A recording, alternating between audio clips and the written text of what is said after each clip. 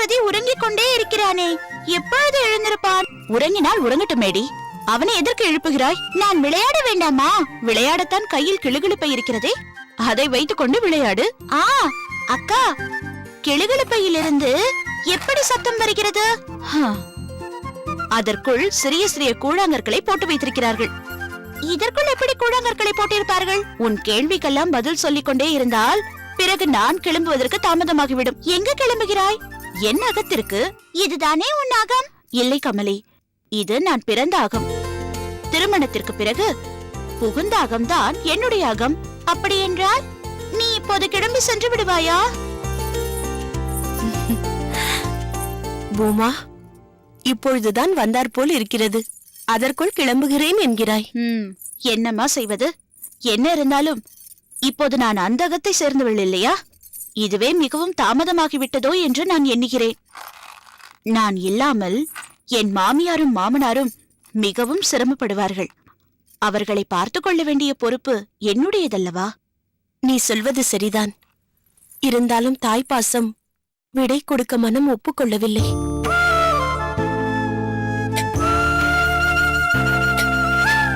பாயசம் மிகவும் சுவையாக இருந்தது.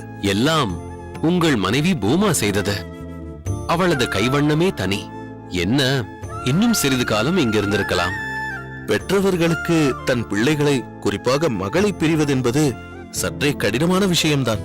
ஆனால் அவள் இருக்க வேண்டிய இடம் தங்கள் அகம்தான். ஆம் மாப்பிள்ளை, ஒரு சிறு வேண்டுகோள். தயங்காமல் கூறுங்கள். உங்கள் மகன், அதுதான் தாசரதி, பூமாவின் வயிற்றில் இருந்த போதும் பின்பு இப்பூமியில் தோன்றிய பிறகும் அவனுக்கு பாகவத கதைகளை கூறி அடியேன் பழக்கப்படுத்தியுள்ளேன். அதை நீங்கள் தொடர வேண்டும் என்று வியாபிக்கிறேன். இதற்காக ஏன் வேண்டுகோள் விடுக்கிறீர்கள்?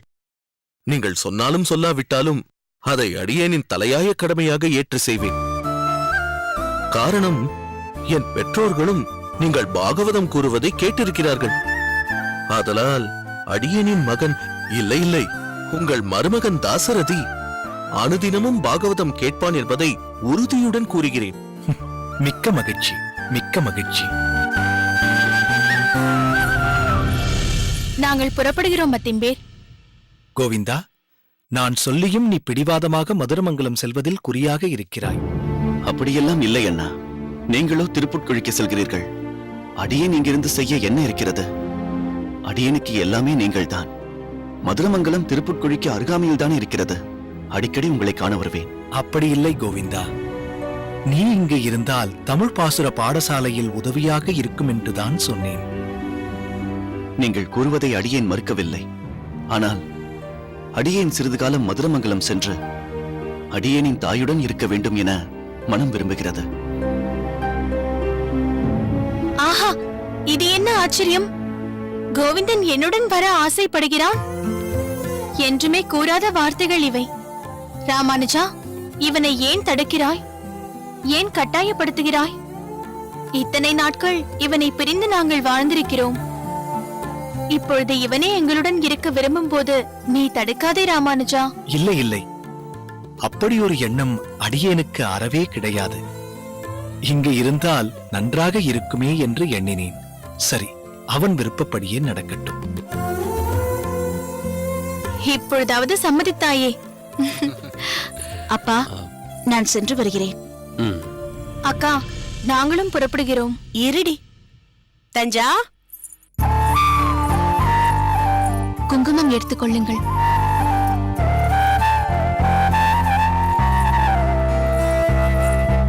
எடுத்துக்கொள் பூமா.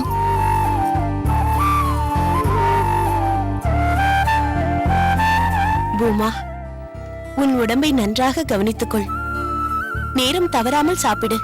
குழந்தை தாசரதிக்கு என்னவெல்லாம் கொடுக்க வேண்டும் என்று சொல்லியிருக்கிறேன், அதனை மறந்து விடாதே. தாசரதிக்கு காந்திமதி, அவள் புக்ககத்திலும் பெரியவர்கள் இருக்கின்றனர். அவர்களுக்கு தெரியாதா? எல்லாவற்றையும் நீயே சொல்ல வேண்டுமா? இந்த வயிறுதனை சுமந்து பெற்றது, மனம் கேட்கவில்லை. சரியக்கா, நாங்கள் புறப்படுகிறோம். கோவிந்தா, புறப்படலாமா? சரி அம்மா, வருகிறேன் பெரியம்மா. நில்லுங்கள். என்ன? ஒரு முக்கியமான விஷயம் இந்த அகத்தில் நடந்திருக்கிறது. ஆனால் என்னை மட்டும் மறந்திருக்கிறார்களே. என்ன மறந்து விட்டோம்? எல்லோருக்கும் பாயசம் கொடுத்திருக்கிறீர்கள், எனக்கு மட்டும் கொடுக்கவே இல்லையே.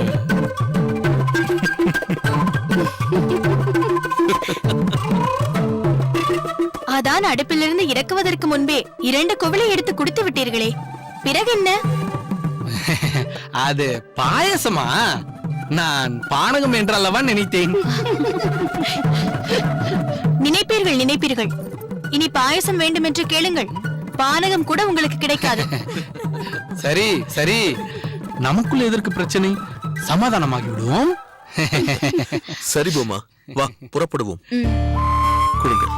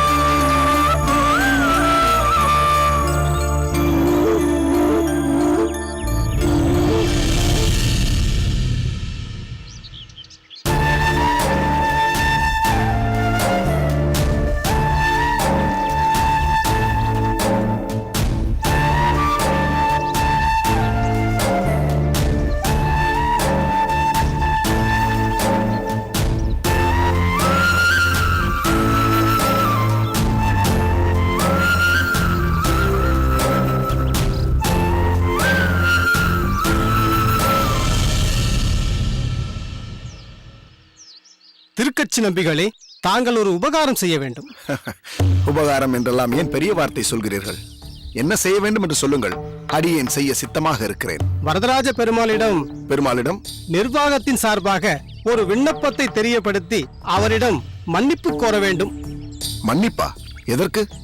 இவ்வருடம் பங்குனி மாதத்தில் பிரம்மோற்சவம் நடத்துவதென்பது இயலாதது போல் தெரிகிறது. ஏன் ஏன் இப்படி ஒரு முடிவை தெரிவிக்கிறீர்கள்? பாரம்பரியமாக நடக்க வேண்டிய முக்கிய விழாவாயிற்றே. உண்மைதான்.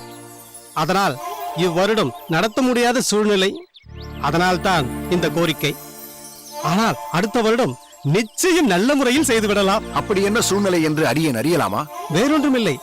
பிரம்மோற்சவம் 10 நாட்கள் நடைபெற வேண்டிய மிகப்பெரிய விழா. அதில் பல வாகனங்களில் வரதனின் உலா நடைபெற வேண்டும். முக்கியமாக சப்பரத்திலும் தேரிலும் வலம் வர வேண்டும். ஆமாம், அதுதான் வழக்கம். ஆனால் இம்முறை பெய்த மழையில் சில வாகனங்கள் பழுதாகி கிடக்கிறது. எல்லாம் மரமல்லவா, எல்லாம் ஊறி போய் கிடக்கிறது. இப்போது உக்கிரமாக வெயில் அடிப்பதால் வெளியில் வைக்கப்பட்டிருந்த அவை முறுக்கிக் கொண்டும் விரிசல் கண்டும் பழுதாகி கிடக்கிறது. இருக்கின்ற சொற்ப ஆட்களை கொண்டு சீக்கிரம் பழுது பார்க்கவும் வழியில்லை. அதனால்தான் குறை சொல்வதாக எடுத்துக்கொள்ளக் கூடாது. மழைக்காலம் முடிந்து பல மாதங்கள் ஓடிவிட்டனவே. இன்னும் பழுது பார்க்கவில்லை என்று தெரிந்தால் ஊர் மக்கள் என்ன நினைப்பார்கள்? இங்குள்ள அனைத்து தரப்பு மக்களும் எதிர்பார்த்து காத்துக் கொண்டிருக்கும் மகோன்னதமான விழாவாயிற்றே பிரம்மோற்சவம். முதலாவதாக இவ்வுற்சவம் பிரம்மதேவரால் கிருதாயுகத்தில் மிக விருப்பத்தோடு துவங்கப்பட்டது. பகவானாலேயே அடையாளம் காட்டப்பட்ட ஊர் இந்த சத்தியவிரத கஷேத்திரமான காஞ்சி. கா என்றால் பிரம்மா என்ற பொருள். பிரம்மா அஞ்சலி செலுத்தியதால், அதாவது கைகூப்பி வந்தனம் செய்து பகவானை ஆராதனம் செய்த ஊர் என்பதால் கா அஞ்சினபுரம், காஞ்சிபுரம் என்று அழைக்கப்பட்டது. இப்படிப்பட்ட திவ்ய தேசத்தில் பாகவதோ உத்தமரான பிரம்மரால் துவங்கப்பட்ட உற்சவம் இதுவரை தடையில்லாமல் நடந்து வந்திருக்கிறதே. இப்போது அது நின்றால் பாகவத அபச்சாரமாகவே கருதப்படும்.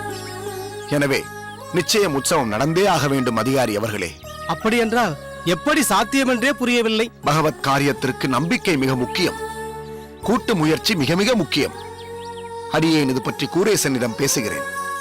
ஆட்களை சகாயம் செய்ய சொல்லியும் தேவையான திரவிய உபகாரமும் செய்ய சொல்லி கேட்கிறேன். தேவைப்பட்டால் மன்னரையும் சந்திக்க வேண்டும். சென்று சந்தித்து விட்டு வருவோம்.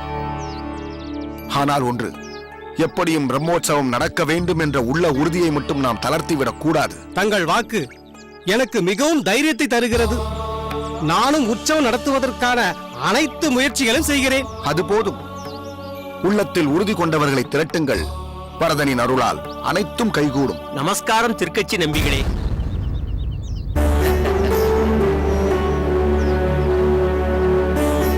நமஸ்காரம்.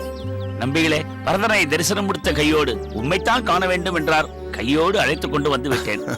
அதிகாரி அவர்களே, இவர் உங்களுக்கு அறிமுகம் இல்லை இல்லையா? இல்லை நம்பிகளே.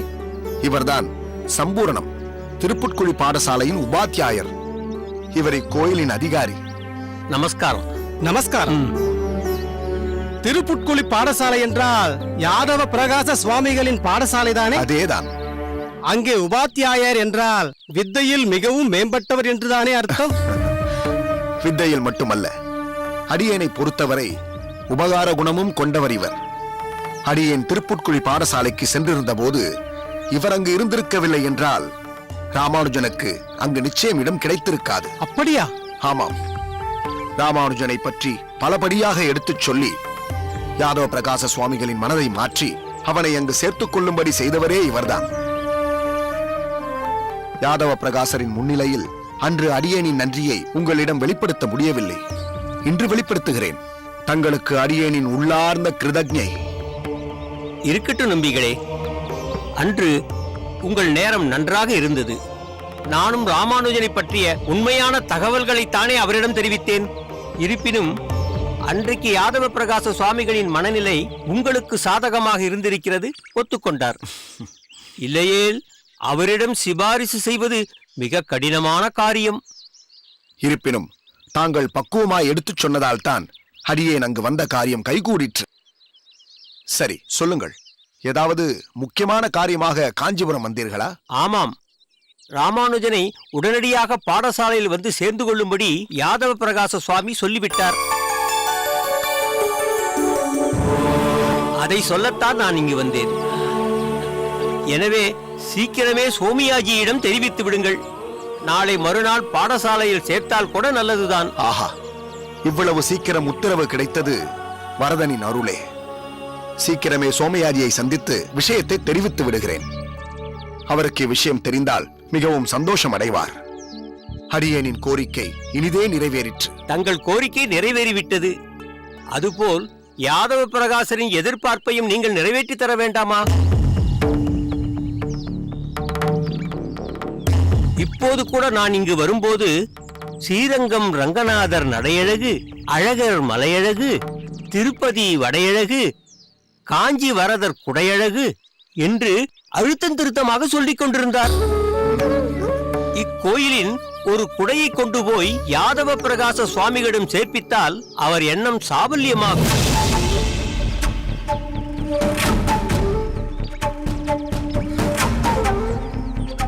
மேலும் இக்கோயிலில் ஏதோ ஒரு பிரசாதம் பிரசித்தி என்று சொன்னாரே.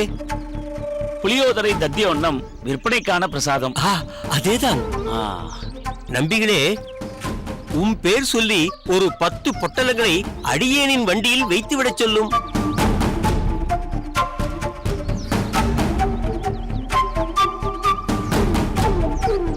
என்ன நம்பிகளே, அமைதியாகிவிட்டீர்? தங்களால் முடியும் அல்லவா? அதிகாரி அவர்களே, கவலைப்படாதீர்கள். இவருக்கு தேவையானவற்றை நான் ஏற்பாடு செய்து தருகிறேன். நல்லது. எனக்கு தெற்கு மாட வீதியில் ஒரு சிறிய வேலை இருக்கிறது. அதை முடித்துவிட்டு சிறிது நேரத்தில் வந்து விடுகிறேன். அதற்குள் குடையும் பிரசாதமும் தயாராக இருக்கட்டும். சரி, வருகிறேன்.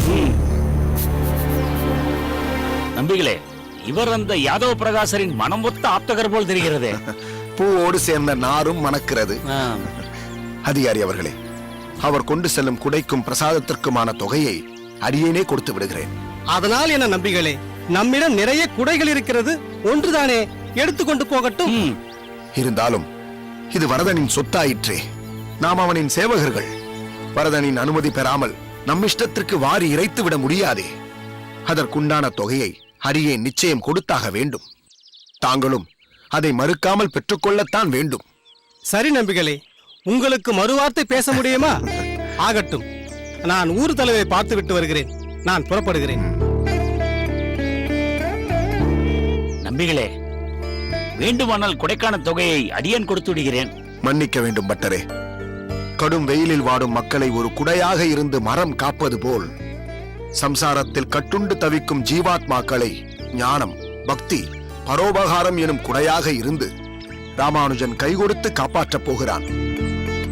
ராமானுஜன் நம் சம்பிரதாயத்தை உயர்ந்த ஒரு நிலையில் கொண்டு செல்லப் போகிறான்.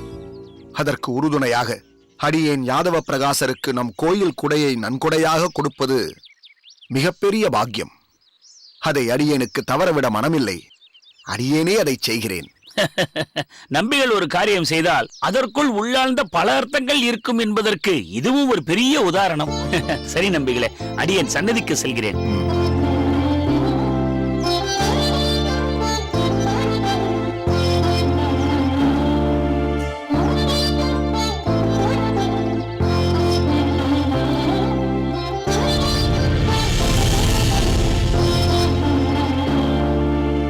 சம்பிரதாயங்கள் அனைத்தும் தங்களுக்கு அத்துப்படி ஆயிற்றே. இதில் அடியேனை தேடி வர வேண்டிய அவசியமில்லை. நீ அதோட ஜாஸ்தி சூப்பராக பெர்ஃபார்ம் பண்ண, அதனால உனக்கு தான். பொண்ணை பார்த்த ஃபர்ஸ்ட் செகண்ட்ல என்ன காணோம், தேடி பார்க்கிறேன் கண்டபாடி நானும்.